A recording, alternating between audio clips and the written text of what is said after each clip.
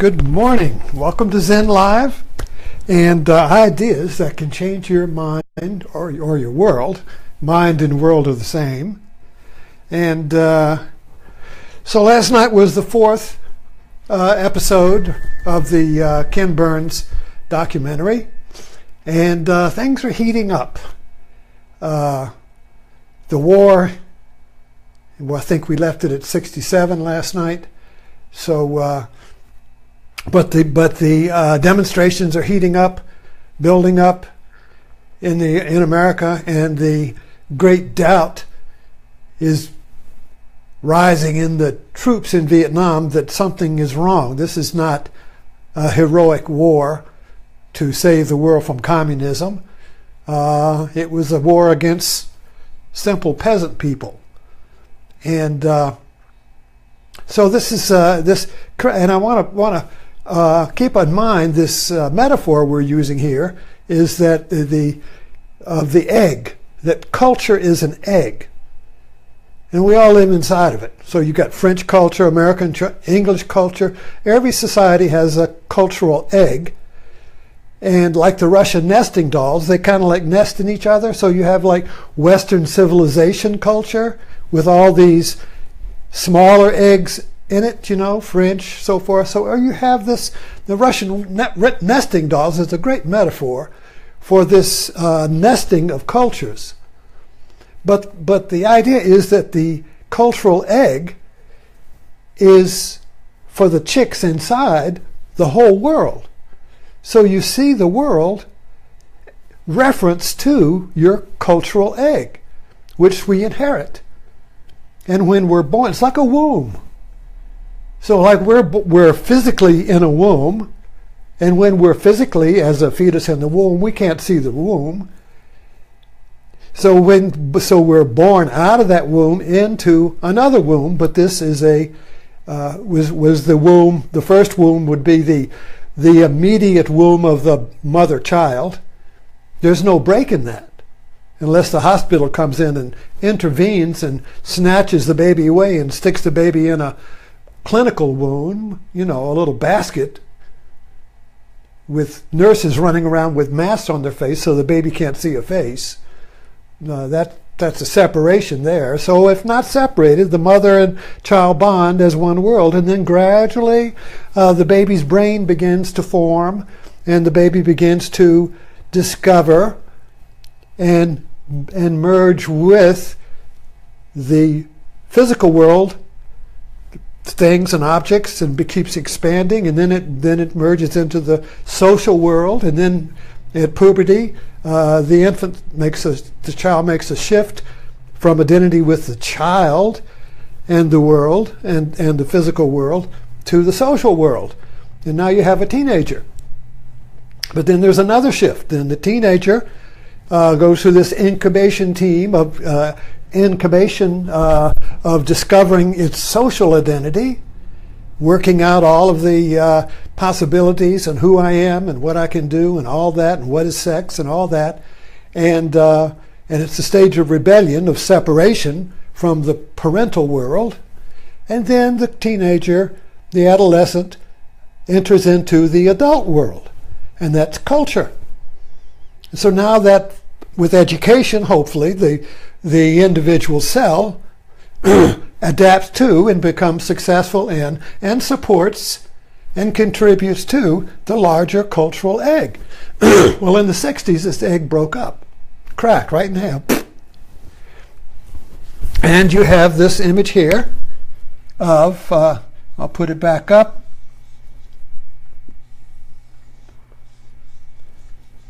Right there. And now I have the year 1968. 1968. And the reason I put that there was because 1968, not only, I haven't gotten to the whole Ken Burns talk now, but 1968 was the time when the crack scared the shit out of everybody. Because you had, in that year, you had the assassination of Martin Luther King, Robert Kennedy, riots in the cities, the Democratic Convention, which was chaos, and you had the hippie movement blooming. The next year, you remember, was Woodstock. And so you had total, and the anti-war movement and the civil rights movement, everything was converging into this huge crack and people thought the world was coming to the end. At least America was. Because it was so many things converging. But I wanted to share with you today, too, 1968 was the day my egg cracked. I was teaching in Loudoun County in high school. I was teaching 11th grade English.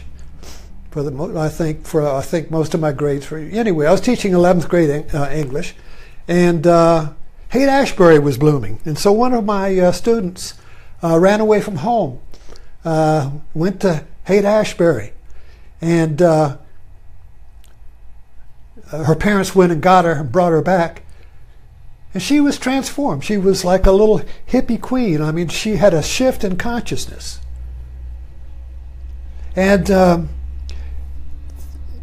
And she had a whole bunch of friends, and this was, and I remember in the high school, then a whole bunch of kids refused to stand up and for the Pledge of Allegiance, and there was a split in the school happening, and I remember the student, and she came back from Haight-Ashbury with a shoebox of pot, and she turned on a lot of, and I smoked it for the first time. And my first reaction to pot was, wait, there's nothing wrong with this. This is good.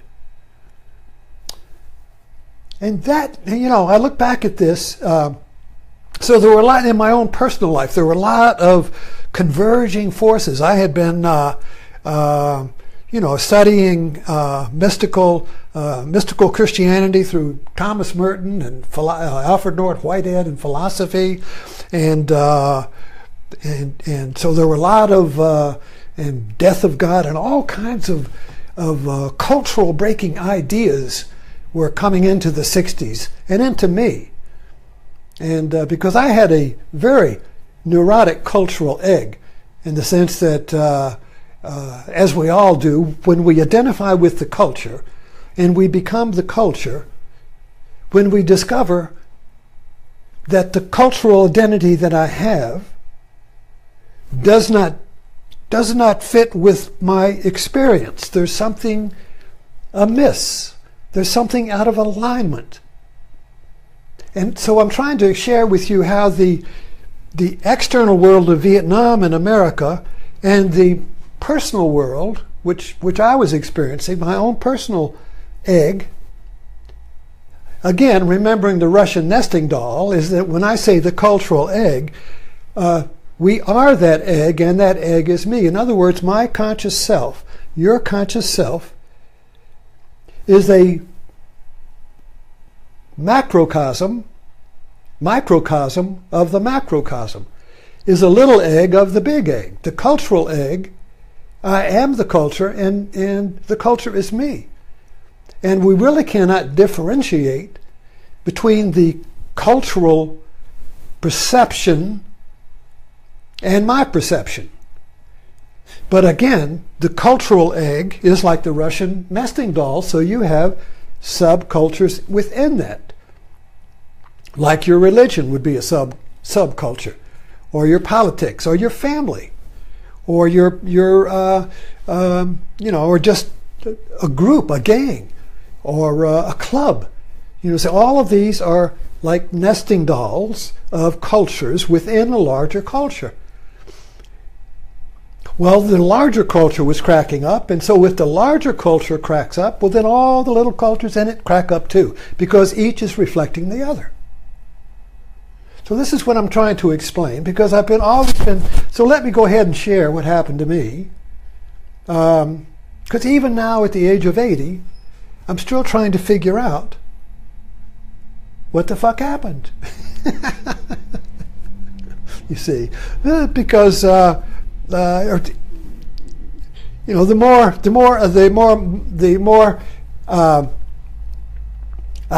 I'm able to separate myself from the cultural egg, the more clearly I see. So anyway, let me get back to, and I think I may have told this before, but who knows who's listening now. But anyway, so sometime in 1968, well, let's see, it must have been in the spring. A friend of mine had a audio tape of Krishnamurti. He says, "Oh, listen to this guy." So I went to sleep listening to Krishnamurti. And when I woke up, I had dropped out of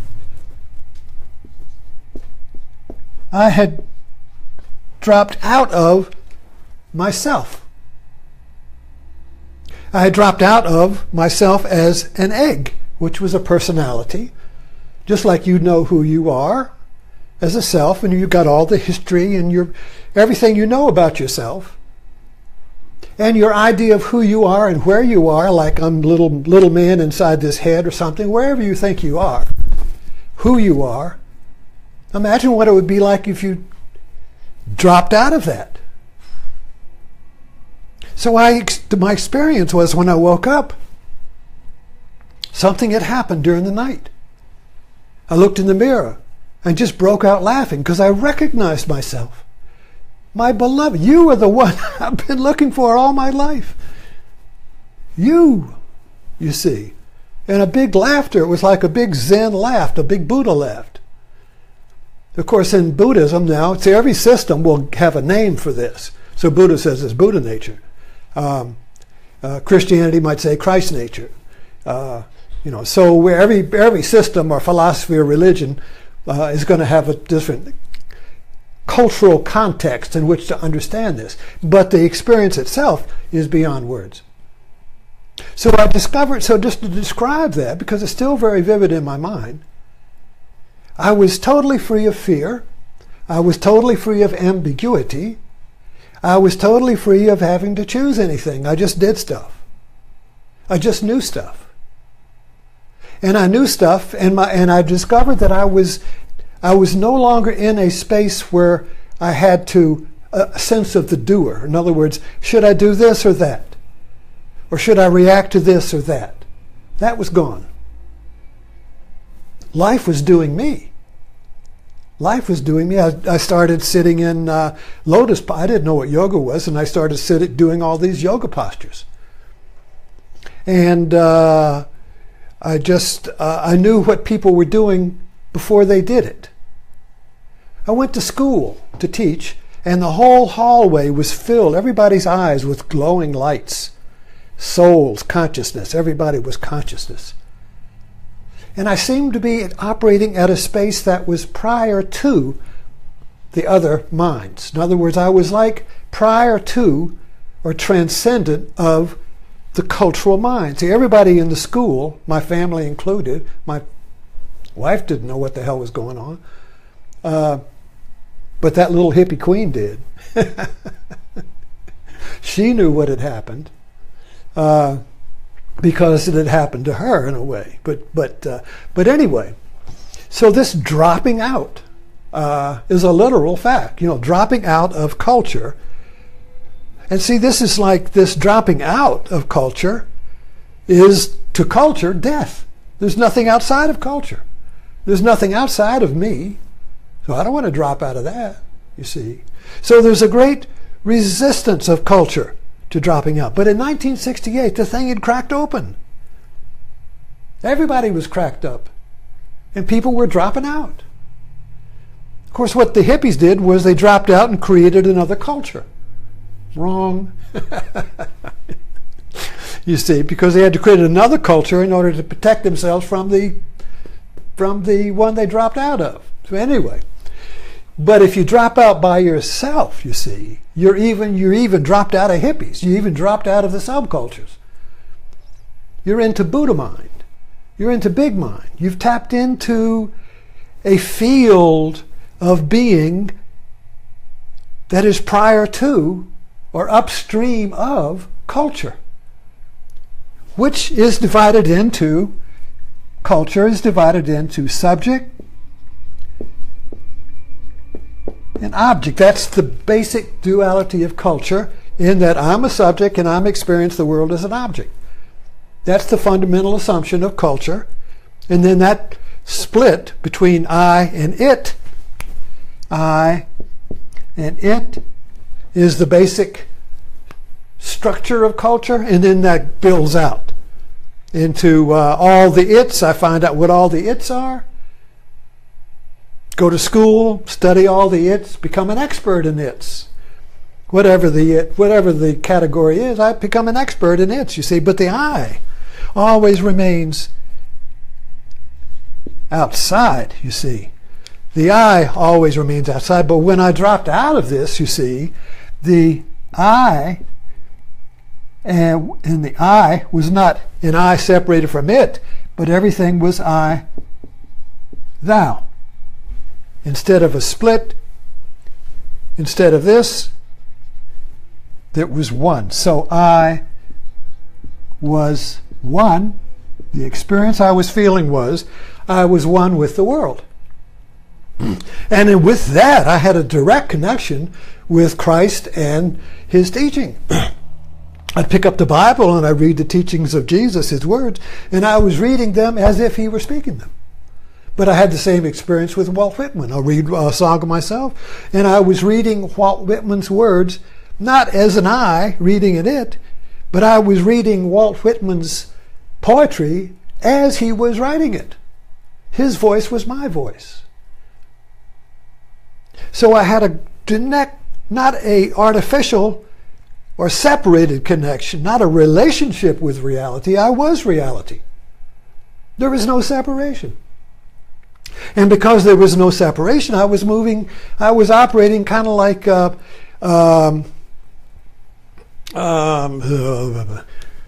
any action hero. You know how action heroes operate at a little bit faster speed, like the Marx Brothers. In other words, I was acting spontaneously where other people were acting through a gap between I and it. Should I do this or that? In other words, they were operating out of mind. I was operating out of being, which is faster. It was that martial arts. I've lost that thought. I had this was during the 60s, the martial arts expert. I'll think of it in a minute. But anyway, this whole idea of Zen and martial arts, karate and all that is, or the Zen and the art of archery, and all of this Eastern traditions of moving faster than your opponent because you're not thinking. So you're beyond thinking. You are being. And this is a field. This is a field upon which the bubble of culture rests, you see, and we're all in it. We're all like in this bubble of culture. And we have moments when we drop out. But anyway, getting back to the story. So and people, little students, all started coming and attracting around. And I went into the class to teach. And I threw the English textbook in the trash can and just started speaking. I guess I was quoting Krishnamurti, I don't know, but I started not unlike I'm doing now, and just speaking to this cultural crack, and just speaking to this issue of who I am. And so half the class came down to the front of the room, and they were all writing notes like, oh my God, I can't believe it, boom, boom, boom. And the other half of the class was sitting in the back of the room like, what the fuck, what the hell is he doing? And I'd stand on my head on the desk, you know. And then I got everybody, y'all can stand on your head, and everybody started standing on their head.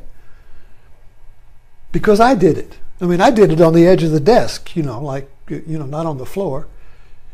So there was this total freedom. I had a motorcycle that I was always very careful in riding. And after I dropped out, I was like Evel Knievel. I could do no wrong on that motor. The road, the bike, and me were one.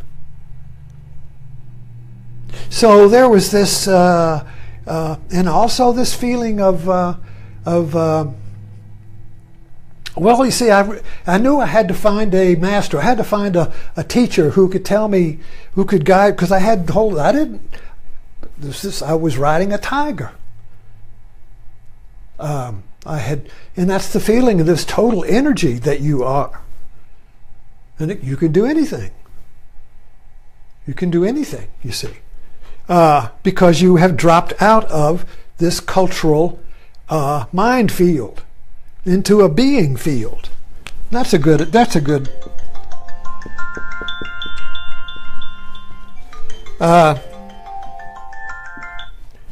the problem with having the iPhone timer, is that a phone call comes in there. So anyway, this is a being field and this is a mind field in which we have an ego.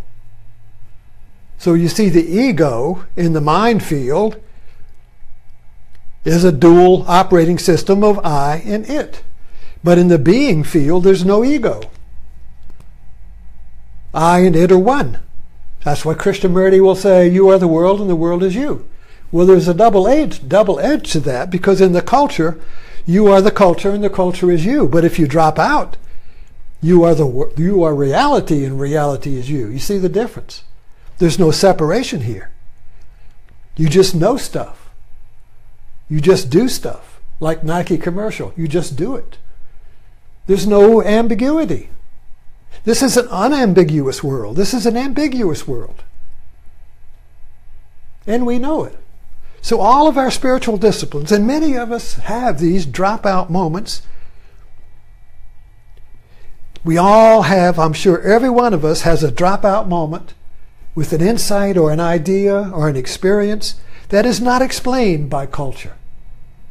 But the one thing about the egg is that if there is a crack in it, the egg rushes, and that includes my mind and my cultural egg. When there's a crack, the egg rushes to heal it up, to repair it, and bring it back to homeostasis. Homeostasis is like a snow globe, so if you shake it, it's lost its balance, and it wants to return to clarity. So the cultural egg, always, the force of inertia or karma, forces it back to its homeostasis. It's kind of like algae. If you clear a little place in a pond, stop clearing it, the algae comes back. So if you break a little hole in culture, you go, oh, wow, what the hell was that? Culture will come back and close it over. So this is why, so particularly with children, see, they haven't been acculturated yet. And many children have experiences, psychic experience, spiritual experiences, even paranormal experiences. But it doesn't fit in the cultural egg, so they stop having those experiences. They see somebody there, and they look at the mother and point, and the mother says, nobody's there. They stop seeing it. Because their DNA is they have to adapt to the culture. Well, if the culture doesn't experience something, or if the culture doesn't connect all of the dots, and there's so many experiences out here, you see, but they don't fit the cultural map, the culture will repress it or not see it. Will not see it at all. Only a few who have 1 foot out of the culture will say, well, look at what is this? I need I need a bigger boat.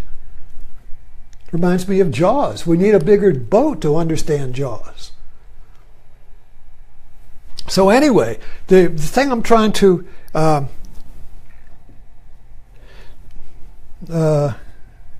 what happened to this damn thing?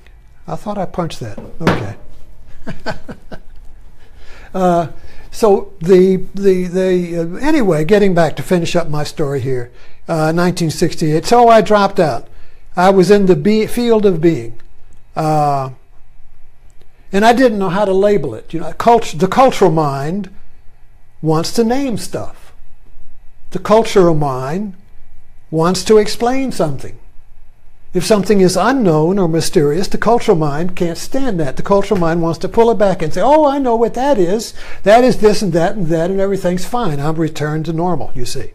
So we can't stand to have anything out there that is not explained. We can't stand, the cultural mind can't stand not knowing, not having certainty, not being able to name something and make it fit into the cultural map, you see. This is a map. This is a map. And it has certain assumptions that hold this map together. And the biggest assumption, as I'm pointing out, is that I am separate from it, that I am separate from the world, and the world is hostile. The world is hostile to me. So I have to struggle and control it and tame it and strive and make myself secure, have security, have insurance policies. Make myself secure against this hostile world because it's going to get me if I don't. So this is kind of like survival of the fittest. So this really map of this cultural world here, and I'm not faulting culture, I'm just trying to explain what it is, because if you don't know what something is, you can't be free of it. And you can't know something is if you judge it to be evil. So our political life here has fallen into the mythic projection that the cultural is government and government is evil. This is a cultural manipulation of a basic split that divides our culture into two political parties. So if this political mythology says, well, the government is culture and the government is hostile, so you got to be against the government and don't let government do anything. That's a cultural manipulation of a fundamental assumption that we're not addressing. It avoids the fundamental flaw, the fundamental separation, by creating an other or an evil within the cultural map. When you drop out of the culture, you are dropping out of morality. Because morality is the glue that holds culture together. I'm good, you're bad. My group is good, yours is bad. I is always good, it's always bad. So dropping out, 1968. And I think this dropping out lasted for me for a couple of weeks before the cultural egg, my egg, began to come back.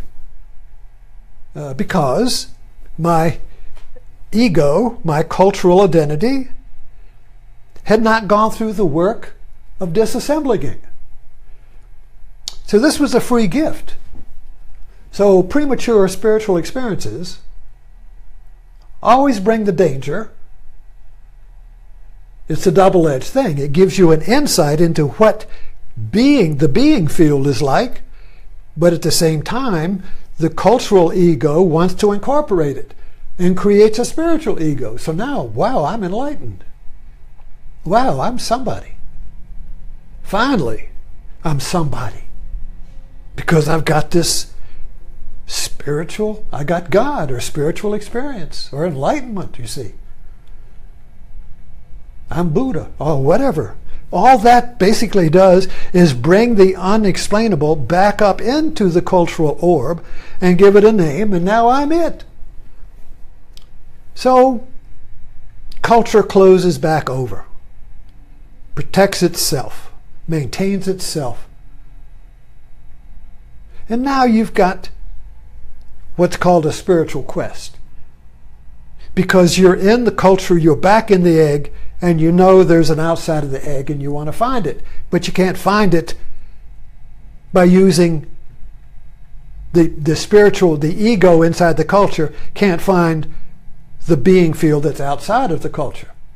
Because the ego wants to experience it. And this is the perfect trap. The ego wants to experience being as a subject and an object. The ego as an I wants to experience being as it. But when you're really in the being field, there is no subject, there is no I in it. You are being. And in Christian terms, this is atonement. Or when Jesus says, I and the Father are one. I and the world are one. Basically, he's describing the being field. And all of his teachings are how to get to the being field. Well, love your enemy. Well, who's your enemy? But your own it. See, I and it. So turn your other cheek means accept your it as one. Because here, you are one with it. So there is no it. There's just oneness, you know. See, so this subject, object, cultural identity cannot imagine what this is. Or maybe we can imagine it, but we cannot know it. Because there is, in here, there is just no ambiguity. This is ambiguous. I keep talking a lot about the ambiguity of the mind and culture that creates a tape loop of confusion and double binding, or the old woman and the young woman going, wow, wow, wow, I can't choose one, you see. This is choiceless awareness down here. You just do it. You just know it. And everything's appropriate because you don't do something to gain anything. You just do what is needed to do. You just do what you want to do because you're in alignment with the world. So anyway, I wanted to share that with you because for me this was a personal experience of 1968 as well as the cultural experience of 1968 that Ken Burns is pointing out and describing in measured steps of each year.